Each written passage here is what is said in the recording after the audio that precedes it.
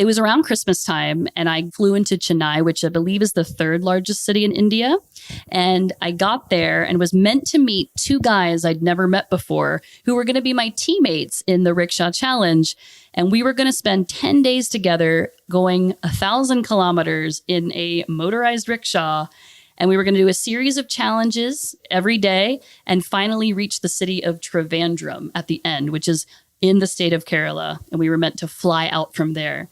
I mean, that's the only time I have done a rickshaw challenge. It turned out that one of those guys ghosted us and he never showed up. So it was me and a 52-year-old Australian bricklayer from the bush that I'd never met before. Him and I shared this 10-day journey.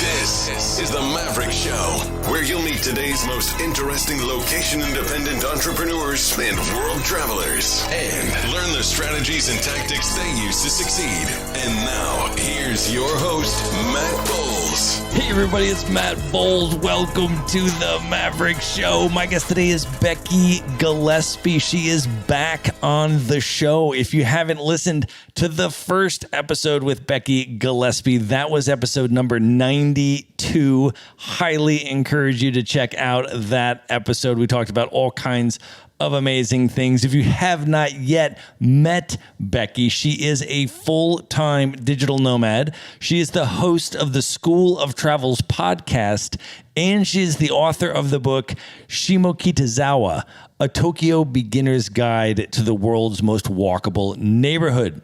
Originally from Cincinnati, Ohio, she lived in Tokyo, Japan for 12 years and became a full-time itinerant nomad in 2017, who has now been to over 70 countries.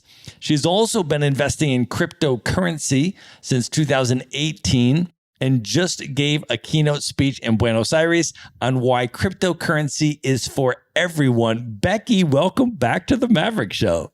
Wow, Matt. Thank you for that great introduction. Thanks for having me back. I am so excited to have you back on the show. You and I have just spent an amazing week hanging out in Mendoza, Argentina. My first time here, and that's where we are recording this in person together. Can you share a little bit about what this week has been like? Well, first of all, I'm so glad we've been able to record this in person, because the first time I was on here, it was early on in the pandemic and we were doing it remotely. And so it's so great to sit across from you and do this in Mendoza, which we're in Argentina in the first place because we came for the Nomad Conference. And that was now a few weeks ago. And you and I decided with a lot of other people that we're going to be here about another month. And so we said we should leave Buenos Aires and go somewhere else. And Mendoza is a 2-hour flight away, and it is wine country here. So we met someone in the group, shout out to Chris, and she booked all these wineries. There's 8 of us that are doing this together this week, and we have just been going to winery after winery. We were just at another epic winery earlier today, but it's incredible. The weather's incredible. It's the perfect temperature, perfect time to be here in December, and it's very cheap right now if you bring dollars into Argentina. Yeah, the Mendoza wine region has been incredible. It is my first time here. I have been to Buenos Aires a couple times before, but I never made it out to Mendoza. So I was so excited to come, and I knew that you were going to be here in Buenos and some other people were, and we just put a really cool crew together, and we just been walking through wine vineyards and drinking wine for a number of consecutive days now. Yeah, and this is my second time here, but the first time I didn't have nearly as much money or the sense of abundance of money, let's say. So I was here 2 nights in a hostel, and I went to one wine tour. And so this is so different. And I'm here with friends, and we're not on a tour. It's a very intimate experience. I really love it. I can't wait to come back. Yeah, it's awesome. You've actually spent more time in Argentina than I have. And I would love for you to share a little bit about your experiences in Argentina prior to this, and then what it was like to come back to Buenos Aires this time for the conference. Yeah, so I first came in 2008, and I came for a month to do a program to learn how to teach English to speakers of like English as a second language to adults. And it was a certificate course. And on that course, I was in a group of 10 other people. And so I had immediate friends, which I think changed my whole experience of Argentina. I also left Ohio in January to come down to Buenos Aires to take that course. And it was beautiful. It was summer. And I think from that day on, I said, if I ever come back here, I'm always going to come in the summer. And it was funny because you told me you've never come here in the summer. And it's a whole different experience. And this is now my 5th time. Every time I've come back to Argentina, I always come in the summer, and I always come for at least a month because it's so far away from everything.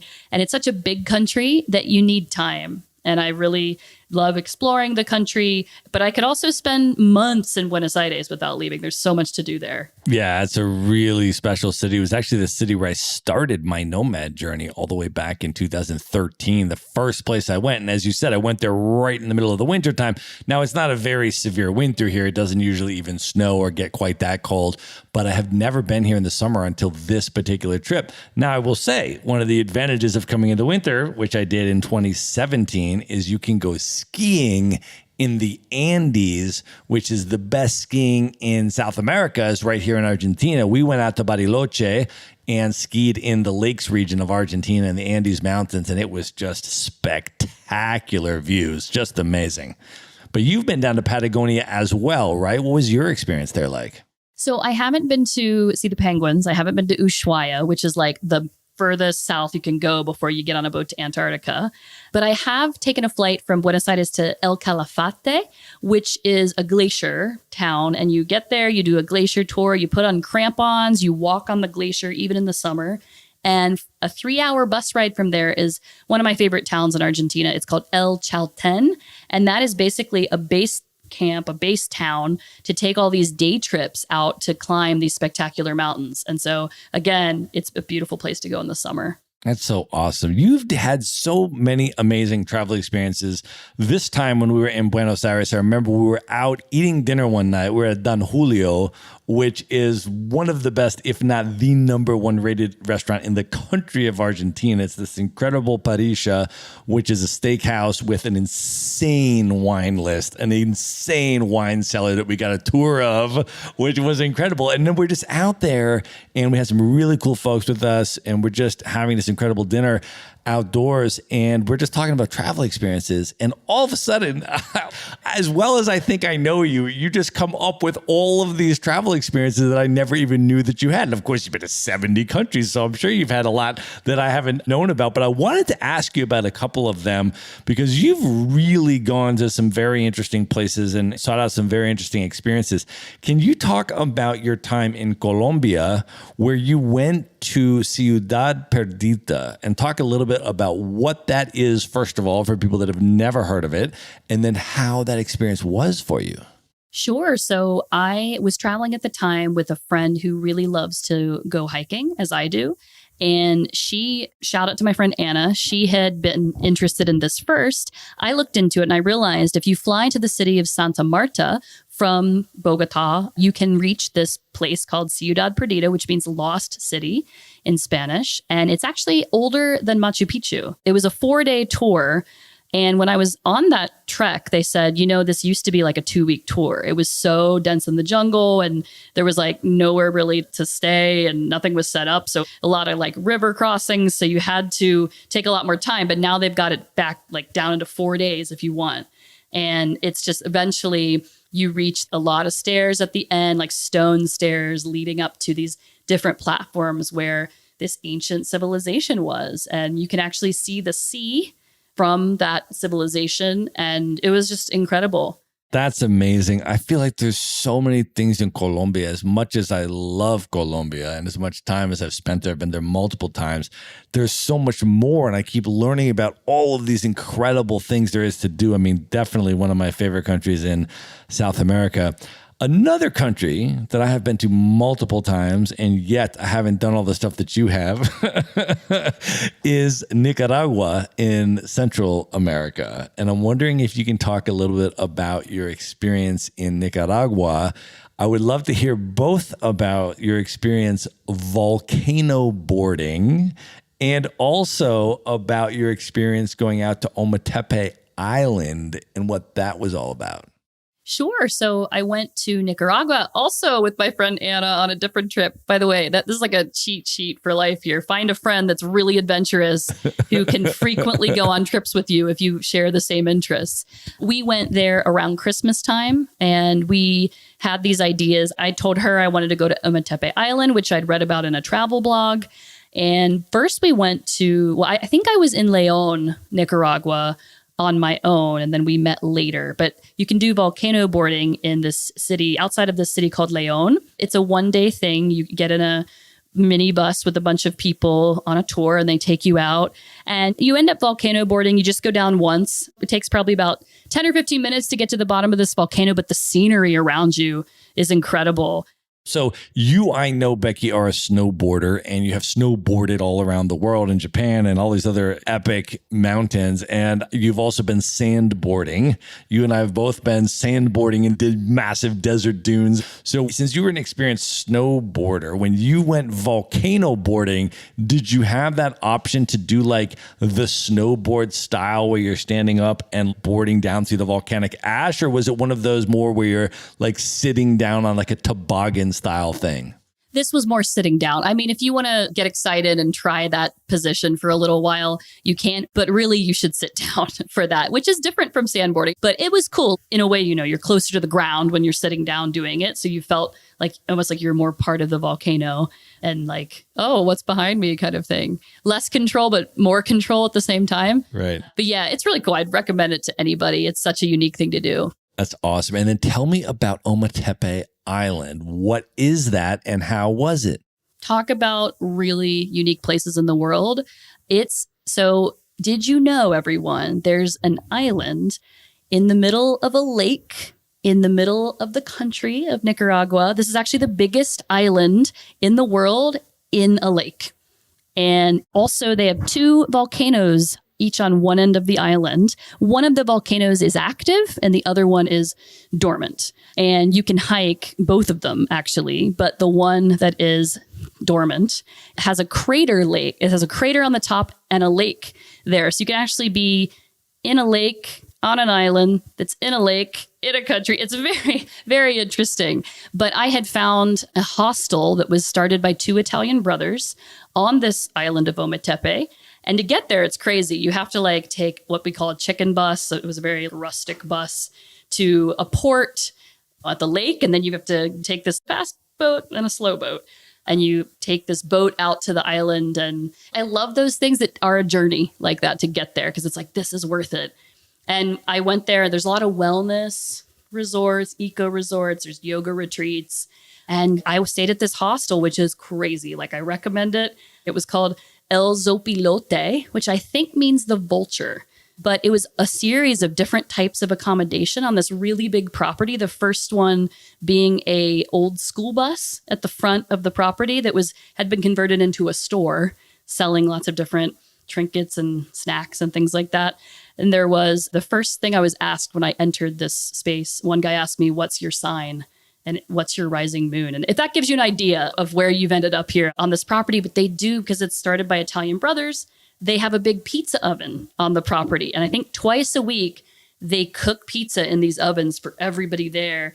And people were getting out the poi. There were like fire dancers. You're eating pizza in the middle of an island, in the middle of a lake, in the middle of a country called Nicaragua. And that's just a taste of Ometepe Island. That's amazing.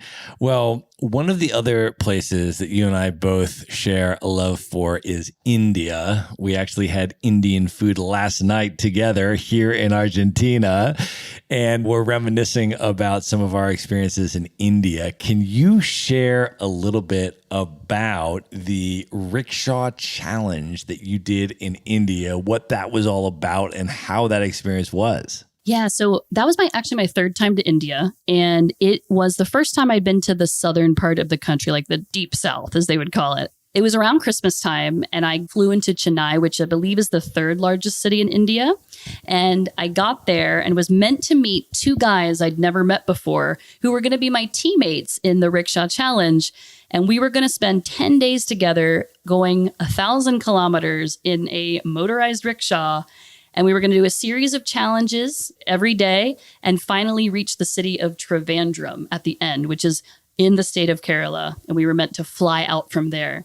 I mean, that's the only time I have done a rickshaw challenge. It turned out that one of those guys ghosted us and he never showed up. So it was me and a 52-year-old Australian bricklayer from the bush that I'd never met before. Him and I shared this 10-day journey. There were many other people that we'd see every day on the challenge. There were, I think, 32 rickshaws in the group.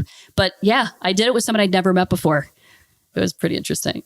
That's so amazing. India is such an incredibly special place. I've been twice, and I feel like it's such an enormous country, and it's so diverse depending on what state in India you're going to, right? Different languages, different styles of food, all sorts of different cultural dynamics, as you go across India. I feel like I need to keep going back because each time I go to India, I go to a different part. And when you go to Kerala, that's unbelievably different than when you go to Delhi or Mumbai, which is unbelievably different than when you go to Amritsar in Punjab in the north, which was absolutely incredible and totally different from all of these other places in India. So I'm so excited to go back and see more of it. And I would encourage people either go and meet a friend there, meet locals, like do something like the Rickshaw Challenge. So you can really go deep into the country and meet locals in a very unexpected scenario, because that's how you really would get in touch with this country. To go with on an organized tour with fellow travelers, you're not going to get as much of a taste. This is one of those countries that requires something like that if you can arrange it. And you would be amazed with how kind and sweet and thoughtful the people of India are. When I was there, Becky, in Amritsar in Punjab for Diwali, I didn't know anyone there locally. And my Airbnb host said, "Oh, you'll be here over Diwali, fantastic. Do you have friends and family here that you're spending Diwali with?" And we said, "No." He said, "Oh, well, then you'll be coming to my house to spend Diwali with my family." And I was like, "What? Really?" He's like, "Absolutely." So he picks us up and takes us to his house for Diwali. And it's just us and his extended family. So it's him and his kids and his mother and all this stuff. And we went through the whole sort of traditional thing, the prayers part of it, the massive feast part of it, and then up to the rooftop to light off fireworks and light up the whole neighborhood part of it. And we just became part of their family. They said, "You don't have family here?" "Well, now you do. You're part of our family for Diwali. You'll be at our house celebrating with us." It was one of the most heartwarming travel experiences I think I've ever had. Yeah, I feel like in India, it's all about the family, and really doors aren't even closed very much. In the villages, everybody just visits everybody else, and that's exactly how they'll treat you as well. Yeah, just amazing to go there. Now, you have been to some other places in South Asia that I have not been that I want to ask you about, because Bhutan is a place that has been very high on my list for quite some time. You have been to Bhutan. Can you talk a little bit about, first of all, for people that really are not familiar with Bhutan, where it is, what it's all about, the context in which you went there, and then what your experience was like? Yeah, so Bhutan is a kingdom. It's a tiny mountain kingdom that's nestled between the giants of India and China. But it's actually never been conquered before. It's always maintained its independence somehow. I think being in a mountainous location, of course, helped it. Well, they've recently maintained quite a strict tourism policy. They charge each tourist like a relatively sizable daily fee to make any tour you would book there be quite expensive compared to other places you're going. I think Indians can go without a visa, but a few other neighboring countries, I don't know exactly the rules on that. But if we try to go, we can't go on our own to Bhutan. You have to book an organized tour. And through those tour companies that have been registered with the country, you will get a group visa. You won't have to do anything ahead of time.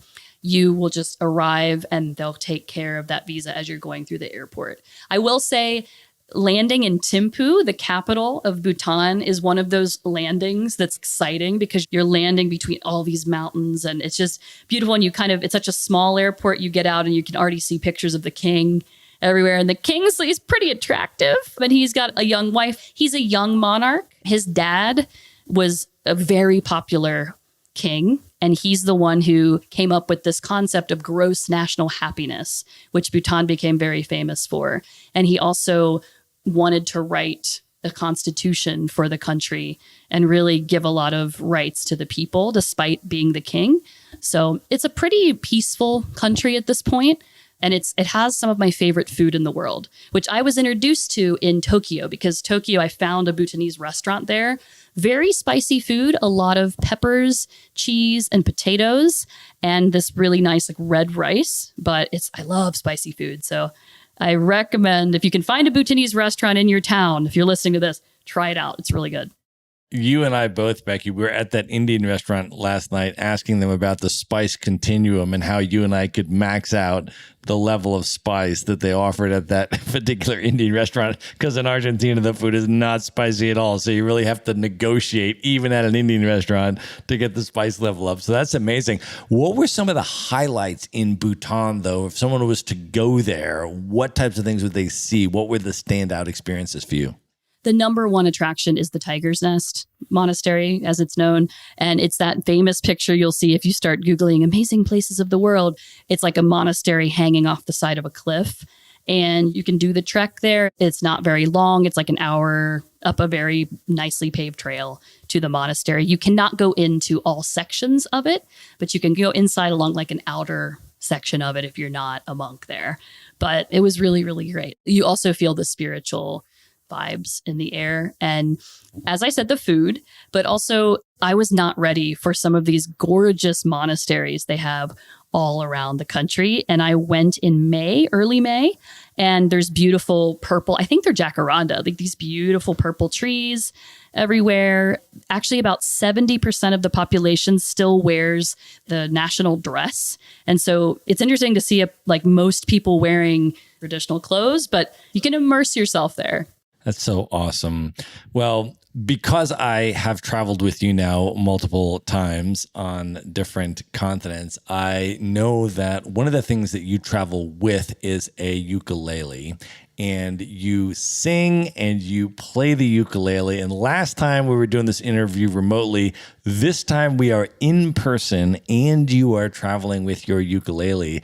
And I was wondering if you would be willing to perform a song live on the Maverick Show. Sure.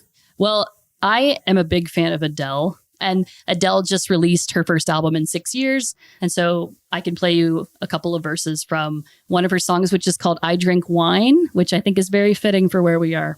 Very apropos to play in Mendoza. That would be amazing.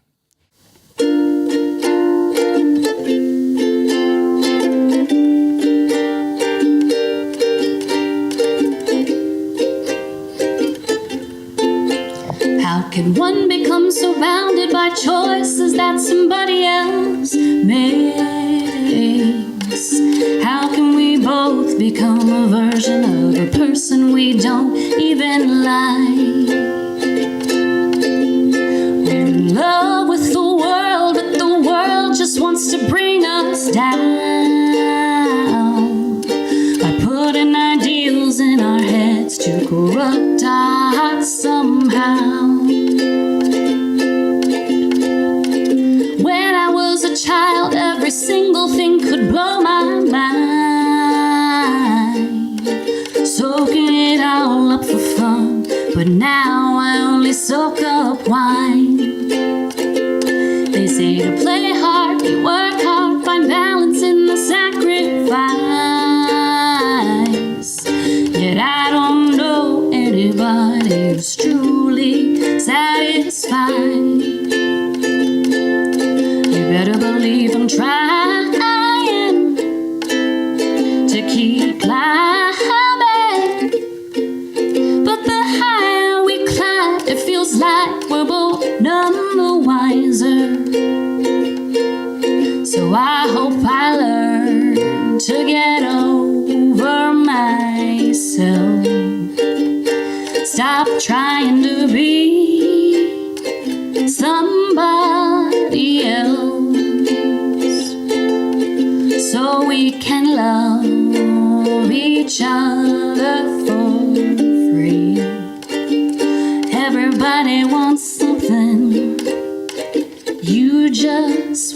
me. Why am I obsessing about the things that I can't control? Why am I seeking approval from people I don't even know? In these crazy times, I hope to find something I can cling on to. 'Cause I need some substance in my life, something real, something that feels true.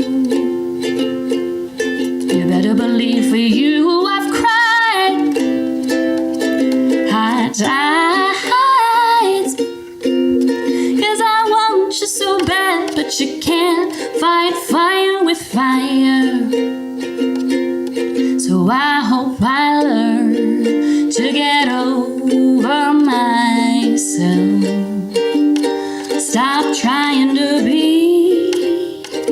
somebody else, so we can love each other for free. Everybody wants something from me. You just want me. Listen, I know how low I can go. I give as good as I get. You get the brunt of it all, 'cause you're all I've got left. Oh, I hope in time we both will find peace of mind. Sometimes the road less traveled is the road best left behind. Oh, so I hope I learn to get over myself. Stop trying to be somebody else. Oh, I just want to love you for free. And everybody wants something from me. You just want me. That was so amazing, Becky. Thank you for playing that. Thank you for listening. And I love bringing the ukulele around. It's such a great way to connect with travelers and locals everywhere you go. Totally incredible. Yet I was trying to think, the last time you and I saw each other in person before this, we were in Dubai. And we were sandboarding in the desert and doing all this stuff. It was pre-COVID. We had no idea what was coming in the pandemic. And then we haven't seen each other for the whole pandemic. And as you said, we did our last interview remotely. You were in Tokyo. I was in the US. And I was so excited that you were going to be here in Buenos Aires, keynoting the same conference that I was coming down here to keynote. And your presentation, I would love to go into a little bit of the content there. I was so impressed. I was captivated the entire time by it. And I thought that my podcast audience could really get some value from your presentation. So I would love to talk to you a little bit about that now. Your presentation was basically about cryptocurrency being for everybody and sort of a crypto 101, how to start, how to get involved with crypto. And it was a really accessible presentation, especially for people that are not already investing in cryptocurrency. And so can you talk a little bit about crypto now and maybe just start off the very basics? What is cryptocurrency and why is it significant and important? And why are you so passionate about it? Yeah, so cryptocurrency is really a digital form of money. And as I said in the presentation, money is just the value, like we give something value because we agree that it has value. So right now we're agreeing that banknotes have value. Although as we know here in Argentina, they don't have a lot of value. And the value for these banknotes are changing all the time. And so, yeah, cryptocurrency, I believe, is just the next innovation of money. And it really has, in the last, especially 2 years, let's say, it's really starting to catch on with big institutions, and it's being adopted for real now. And I think that was one reason I wanted to give the presentation, is because there was a lot of fear about this digital form of money being something that could just disappear like that. If it wasn't tangible, if you couldn't touch it, it wasn't going to really exist. And maybe you could get hacked or you could lose it somehow. But it's the same if you think about it as giving your money to an actual bank, because once you digitally send your money from your bank, who's ever paid you for your employer sends you money now into your bank digitally, and then you're moving it into a bank account. I mean, you got to trust that bank that they're going to take care of your money. And once you give them money, they're not going to keep that money in their vault. It's not really there. They've done something else with it. And so I don't see what the big difference is there. You just have to decide that you're going to be in control now of your money. You become the vault if you choose to do so. You have to learn how to securely store your own money in what is called a wallet, or there are exchanges. There are centralized exchanges where you can buy cryptocurrency, and that is kind of like an online bank.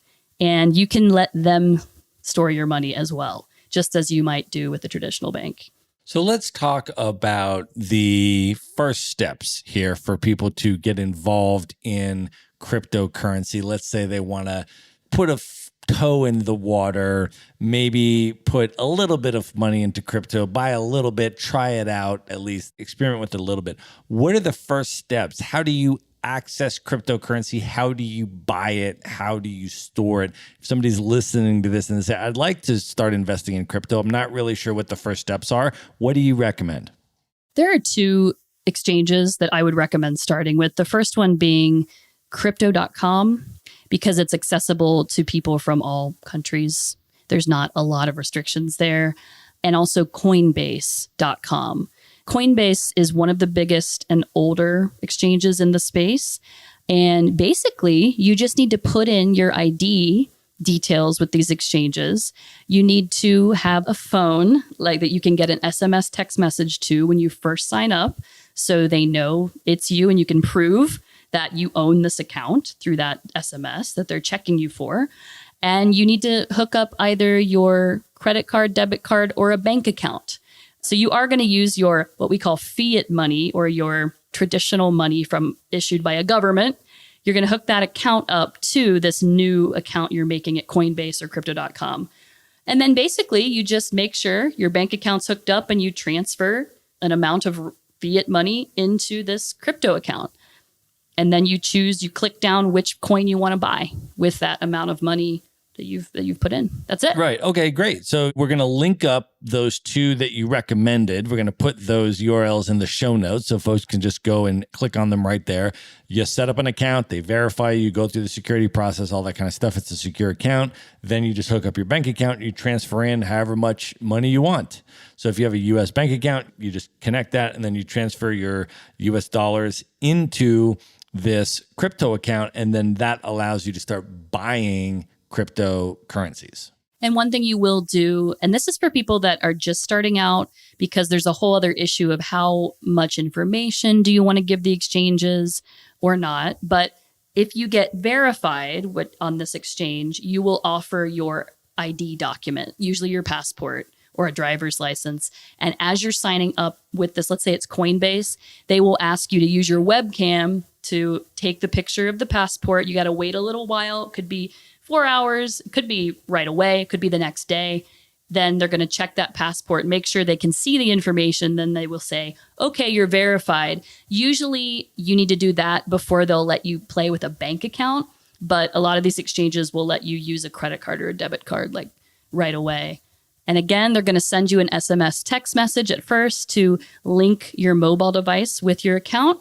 And that's going to give you like a 6-digit key that you're always going to use when you're logging in to send money, to just, again, make sure that a hacker or somebody else can't get into your account and send your money. Right. And people are familiar with two-factor authentication and how that works these days for a lot of different things. And so once you establish the secure, verified account and you transfer your money into it, can you talk then a little bit about investment strategy, and how do you actually make money in crypto? Because you have made a good amount of profit in crypto. A number of my friends have as well. How are they doing this? What is the concept? How do you make money in crypto as an asset class?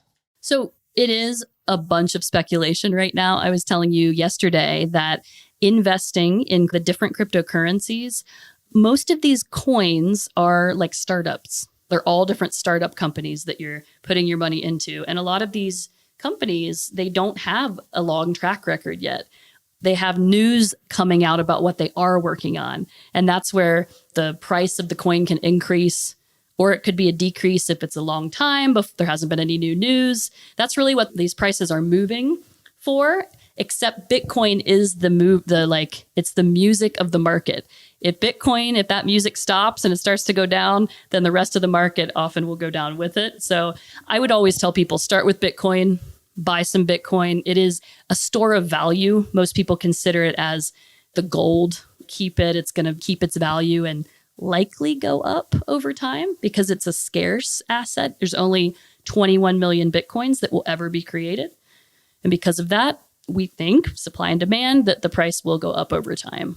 And then in addition to Bitcoin, the other cryptocurrencies that you can buy, there is a whole giant range of those, right? Some of which would be considered more, for to use stock market terms, blue chip type currencies, and others would be more like penny stock type currencies. Is that right? That's right. But the history of cryptocurrency, we know there were a number of founders of some of these coins that came after Bitcoin. The second coin that was ever created was Ethereum, and it is the number 2 coin at the moment in market capitalization. And so I would always tell people, buy some Ethereum as a blue chip coin that has the ability for people to write code and do projects on top of the blockchain layer of the coin, which Bitcoin cannot do. It's only a currency serving as you can buy it and sell it. That's what it does. But you can actually make projects that can, for your listeners that have heard of NFTs are mostly using Ethereum to buy and sell them and things like that. Can you talk a little bit, you mentioned the blockchain. Can you give folks a little bit of a sense of how the cryptocurrency world works? What is a blockchain? How does that piece of it function? So the blockchain is like a ledger, a digital ledger of all the buying and selling that ever happens on the network. So there are a number of different blockchains and they work in different ways. But basically, this is a public ledger. So all of these different computers are verifying transactions, which also means it's a decentralized network because the computers are all over the world checking and verifying all the transactions that are happening on this public record. And so it's that powerful technology of having this public financial record of everything, and the fact that different devices are checking together that this transaction happened. Once the transaction is in the record, it cannot be deleted. So you have this level of transparency around the world that we all can see that does not happen with banks in our traditional system. And can you talk a little bit also about the investing opportunities? So the one component, as you mentioned, is the speculation on the value of the currency you buy going up, right? So that's a piece of it, right? You buy it, and if it goes up, then there's a way to make a profit from that. But there are also some other opportunities, right, to do things like earning interest and that kind of stuff. Can you talk about those pieces of it? Sure. So as I said, there's a lot of different blockchains and they function in different ways. So Bitcoin is working on a blockchain system called proof of work that is basically making a bunch of computers do increasingly difficult mathematical computations to solve these mathematical problems, and they get rewarded with Bitcoin. And that is how all these transactions are verified and continue to be verified on the Bitcoin blockchain. But there's another type that's called proof of stake. And instead of the mathematical calculations that are required, You have different people put their coins that they buy. So Ethereum, for example, is trying to get to proof of stake. But for example, there's a coin called Solana, and they use proof of stake. And if I buy Solana and I put Solana into this system, then that's helping the network become more secure. And by me giving them my coins in exchange, they're going to pay me an interest. And Solana is about 7% a year right now. So a lot of coins are moving over to proof of stake, but there are still quite a few proof of work as well. So you can earn interest through staking, and then you also talked about earning interest through lending. How does that work? So those exchanges that I was talking about, and there's others, there's Celsius, there's Nexo. Those are some of the ones I use. We can put the links on your website. And these are exchanges that I'm going to go on to. I'm going to put my coins. I can see like what interest rates they're paying on the exchange. If I have that coin, I can put it on the exchange, keep it there, and then I will get in exchange some interest backs in that coin. So again, if Solana was on that exchange, I can put my Solana there. The exchange is going to use that Solana however they want, and I will get 7% paid back to me in Solana coin. You mentioned you can also take out a loan against your crypto. How does that work? Yeah, so actually Nexo and Celsius both do this as well. Instead of selling my coins to get money, I can go to these exchanges and put the crypto I have into that exchange as a collateral. I need let's say $10,000 worth of, let's say it was Bitcoin. I can put $10,000 of Bitcoin onto the exchange, and in exchange, I can get a $5,000 loan. And that means I don't have to pay taxes because I'm not selling the coin. And I do have to pay an interest rate, and that varies. That's agreed upon at the moment you take the loan, just like if you did it with a bank. And it's really great because it's instantaneous. At most, it might take 3 days to get the money. And I don't need to have a credit score or any kind of credit check. That does not factor in. I just need enough collateral for them to give me a loan. And I think that's really cool because it's not such a biased world anymore for getting loans, right? Mm-hmm. Now, you mentioned NFTs. Can you talk a little bit about what NFTs are for people that are not familiar with them, and why really you need to have crypto in order to participate in buying NFTs? They have really come into popularity since early 2021, also a bit in 2020, but man, this has been the year for NFTs to really go big. And they're non-fungible tokens, and they are a code basically that is in the code. It is it's guaranteed that you are officially an owner. You're basically buying a piece of code, but the code has this image associated with it that is displayed. And you can put these into a digital wallet. Some wallets will actually let you see the image, some won't. But the use cases for these NFTs are just growing and growing every day. A lot of people were making fun of the market because they're like, you are literally buying a JPEG picture and you are holding it, and then you're selling a JPEG picture. But of course, it has a code connected with this JPEG. So you can show people no, look, I really own this. It's in the code.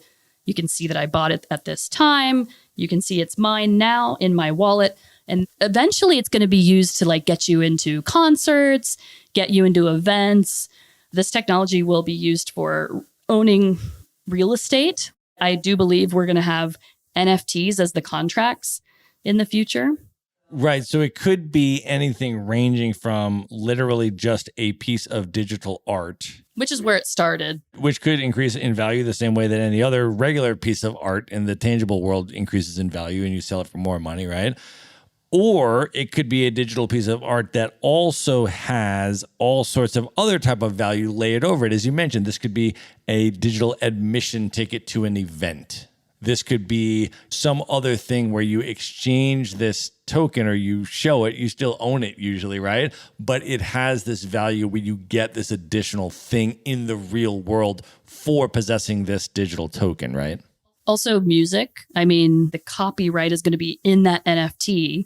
And now it's going to be easier for musicians to get their own money from these things, and they can code whatever they want. They could say, if you buy my song, this NFT, you can, like, every other song I write in the future, you're going to make 10% of all the sales I get. Like, there's so many things you can do with the code, right? That's making these unique NFTs, and you buy them from marketplaces. If you're wondering where you get them, OpenSea.io is the biggest one that mostly uses Ethereum as the mode of. Right. So opening your crypto account to start being able to buy and own and control cryptocurrency is step one. And then with your cryptocurrency, one of the things you can buy with it is these NFTs, right? And then you can start owning NFTs, right? And all this kind of stuff. One of the other questions, though, that I had for you, Becky, is how to buy tangible items in the real world with your cryptocurrency. Can you talk about that?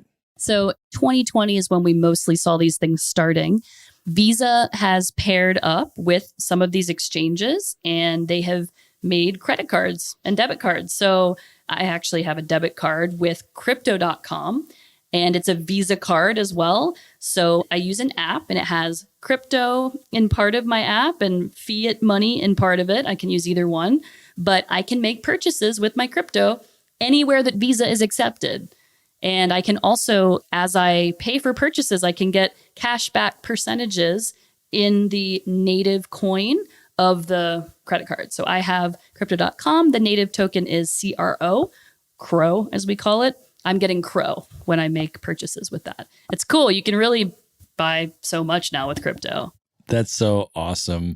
So why would you say people should definitely at least get a little bit into crypto, open the account, get some crypto, start getting into this world? Why are you so passionate about it? Why is it so important? Why would you encourage other people to at least take a step and dip their toe in?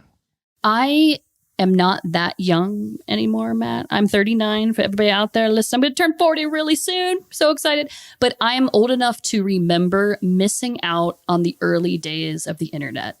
I was in college when my professor walked in and said, there's this company called Google. It seems like it's going to be pretty big. If I had gotten familiar with Google, Google Ads, Google Search, if I had bought Google stock shortly thereafter, I would not have to worry about inflation in the US now or much of anything. I think if I'd be familiar and I would be comfortable financially. And that's all it would have really taken, is like, buy Google then. And then all these other companies came around that were at the beginning of the internet. Not everything made it, but being there at the beginning of something that you know is going to be a part of everybody's everyday world. And here we're talking about the way to use money. Everybody has to use money and spend money all the time. And I can just see it. And now we really could see it in 2020, 2021, the amount of adoption happening from all these big companies around the world. You just know that it's going to be the future, and it makes sense because it's the next level of what you can do with money, because you can code it now. You can code money. It's not just a piece of paper that you hand to the merchant. Let me also talk to you about what you're doing right now with your residency and your second passport initiative. You are, just for people's context, you are an American citizen by birth. Mm-hmm. Still. You are still one. And you have lived in Japan for 12 years, which allowed you to get residency. Permanent residency. Yeah. So you are a permanent resident of Japan. You are a full citizen of the United States, which is the passport that you currently travel on. But you are now in the process of getting residency and getting a path to citizenship and a second passport in the country of Portugal. Can you talk a little bit about that? I mean, first, your decision to do that, why you're pursuing a second passport, and then I would love to hear a little bit about why you selected Portugal in particular. Yeah, so I had the permanent residency in Japan. I had gotten to a point in Japan where I had been there about 8 years, and I knew, okay, after 10 years, you can try to apply for this. And I just stayed on. I wanted to see if I could get it, and then I got it, which means I could now work for any company in Japan if I want. I thought that's pretty cool. And I could also get a mortgage to buy property in Japan with the Japanese banks. But as I got to a certain age and I'd been there long enough, one thing I didn't like is they were not giving affordable healthcare to people who were freelancers. To get the really good prices for healthcare there, you have to work for an actual company.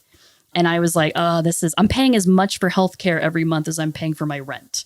And do I want to do this all the time, many years down the road? And so I started thinking about healthcare. And I think there's a lot of countries in Europe that offer very affordable healthcare for everyone. And so also Portugal was a lot closer to my family in the US. And over time, I wanted to be closer to them. They were getting older and I didn't want to take such long flights back. So Lisbon seemed to be such a great location. And to hear also that it's offering freelancer visas to people, and especially Americans as well, I thought, okay, I can become a freelancer in Lisbon. And after 5 years, I can apply for a passport, which I've heard takes about another year to get. I'm on a visa that would require me to be there 6 months a year. So when it got cold, I decided to come down to Buenos Aires for a couple months, do some traveling for 6 months. And then now I'm based in Lisbon, like 6 months a year. And can you talk about the value of a second passport, and to you in particular, the motive for getting the second passport? To get more options for you, for where you are, for where you can go, and also what you can get by coming from that country or being based in that country. So as I just told you, and a lot of people know, it's very difficult to get affordable healthcare in the US. And the prices are unpredictable. Whereas in Lisbon, as I get older, I think I'm going to have a much more affordable path to getting the healthcare I need. Right. Yeah. And once you get a passport from Portugal, now all of a sudden you're part of the EU. You're also part of the Schengen region. There's a lot of property rights you get once you become an EU citizen. For example, some countries in Europe, I can't buy land right now, but once I become an EU citizen, I can buy land. And when you travel around the world, there's some countries where it's more or less advantageous to travel on an American passport. So if you have a Portuguese passport and you're able to go in a lot easier than an American in certain places. So what is the process going to be like? Let's just say there was somebody that wanted to get a second passport and Portugal sounded like a compelling place to do it. What is, generally speaking, the process to get one? Do it from your home country. That's rule number one. I went to Portugal in 2020 thinking I could do it from there. And that was not the case. I needed to fly back to the US in the middle of a pandemic, basically because it was difficult to get digital fingerprinting in Portugal. So I went back, and everyone should go to their home country, even if you haven't been there in a while, but get the documents together as soon as you can. I needed some things notarized. They wanted me to buy the plane ticket and show that I was going from my home country into Portugal when I first went in on this, what they call the temporary visa. Usually it lasts about 4 months. So I went back in October 2020. I did the paperwork within 3 days. It didn't take long. And then I mailed it off to this company that is called VFS Global. And they have offices in many countries helping people for a fee. Not too much of a fee, by the way. You send your documents to them. They're going to check them for you. If you're missing something, they'll let you know. And then they mail those documents to the consulate in your country. And then when the consulate says, okay, we accept, they'll say, all right, send your passport now to the consulate. And they will put the visa in your passport. And then when you're ready, you can fly into, in this case, Portugal, and start the residency on the 4-month visa. Eventually, you will have a meeting with an immigration official in Portugal. I already knew the date my meeting was going to be before I even went to Portugal. That comes when they accept you. And so, yeah, I had a meeting, and 1 week later, they gave me a residence card, which is good for 2 years. I will need to renew it, get another 2-year card, and then we're going to get to that 5th year, and I will apply for a passport, which is going to require a basic language test, maybe an intermediate language test.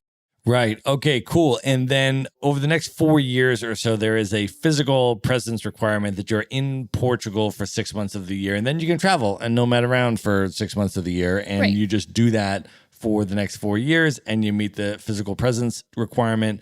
And then you get to a certain level with the Portuguese language and you pass the required test there. And then you can be eligible for the Portuguese passport after about a 5-year process. Yes. And right now, there's another important thing I should mention. Portugal has a 10-year NHR tax program, which is the non-habitual resident tax. So I'm basically exempt from income tax, most of my income tax for 10 years.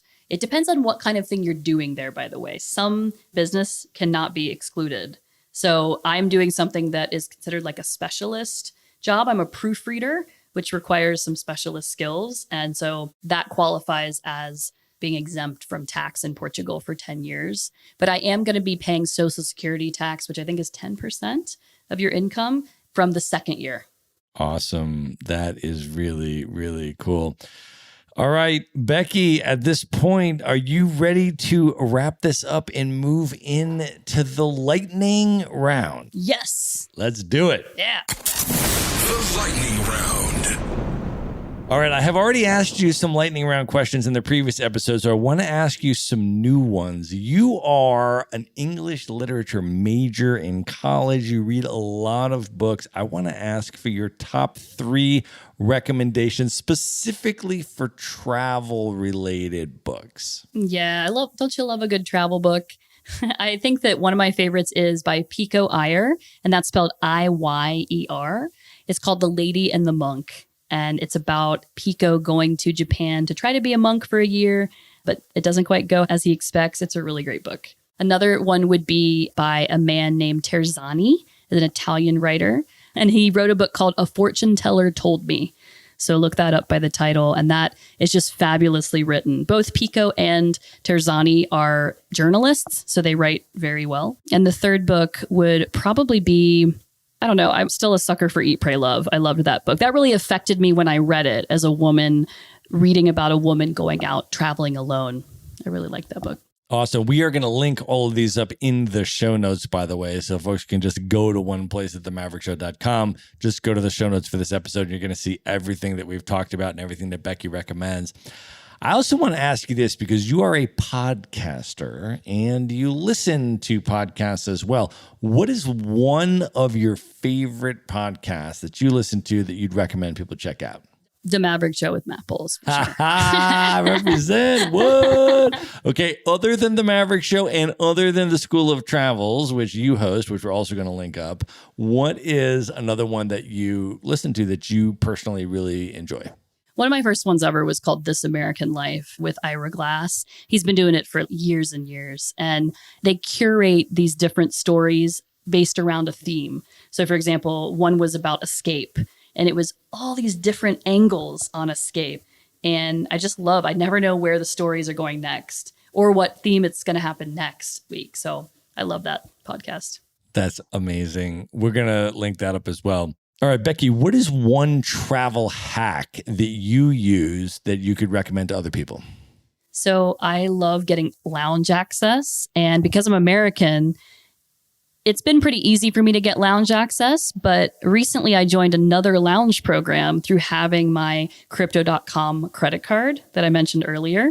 And basically to get this card, you need to buy a certain amount of the token, which is CRO for Crypto.com. And that will give you access to lounges all around the world. And it's great for non-US citizens because they're the ones who really struggle to get lounge access unless they're like a gold member of an airline. Awesome. Very, very cool. All right, Becky, I want to ask you how people can find you, follow you. I definitely want folks to listen to the School of Travels podcast, which you host, which I have been on, by the way. So let's also link up my interview where you are interviewing me on the School of Travels podcast. We're going to put that episode in the show notes. But in general, how can folks find your podcast to listen to? Because it's awesome. And how can they find you on social media? And how do you want them to come into your world? Sure. So you can go to the School of Travels with an S at the end. Also, I have 2 different Instagram accounts at the School of Travels, or go to @TokyoBecky. BECKY. That is what I update more often, but I think both of them, connect with me on there. easy to find me. Awesome. It'll all be linked up in one place. Just go to themaverickshow.com and go to the show notes for this episode. And there you will find links to everything we talked about. Becky, this was amazing. Thank you so much for coming back on the show. Thanks for having me, Matt. So cool to be here with you in person. All right. Good night, everybody. Be sure to visit the show notes page at themaverickshow.com for direct links to all the books, people, and resources mentioned in this episode. You'll find all that and much more at themaverickshow.com. Learn how Maverick Investor Group can help you buy cash flowing rental properties in the best U.S. real estate markets, regardless of where you live. Schedule a free phone consult today at themaverickshow.com/consult. Now you can buy rental properties with tenants and local property management in place, so you don't have to be a landlord or a rehabber. To get your questions answered and discuss how Maverick Investor Group can help you meet your real estate investing goals, schedule your free phone consult today at themaverickshow.com/consult. If you like podcasts, you will love audiobooks, and you can get your first one for free at themaverickshow.com/audiobook. Whether you want the latest best-selling novels or books on investing,